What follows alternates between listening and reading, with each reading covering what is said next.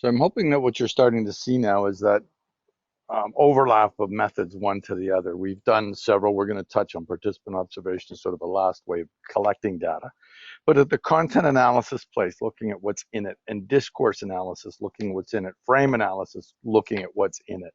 There are different ways of sort of reviewing or considering what's going on. So at this point, the content analysis shift from the observation feeds well with that, because what you did is observed, you watched, and you tried to make an assessment of what it was that was going on behind the counter in those particular coffee shops or places that you went.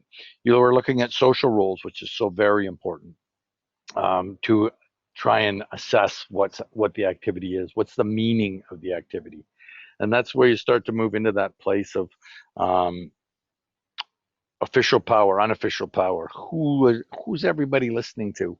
So that is a key issue in content analysis, in doing observations. Content analysis, why I think it's meaningful in this position in the course, is because it's not just about written word. The text seems to put it in terms of written word. It's often seen that way, but it could be the context of the pictures in a particular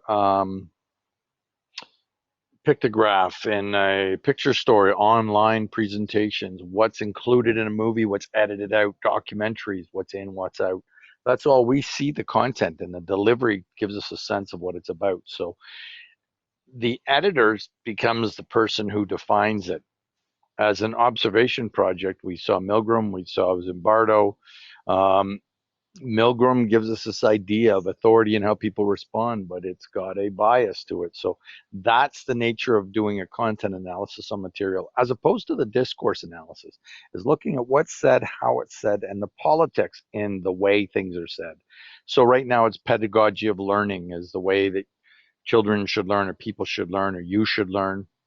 That's a mindset to it. Psychological discourse used to be about broken people, inmates warehoused in asylums. Now it's mental health care, and it's in their patients and their clients.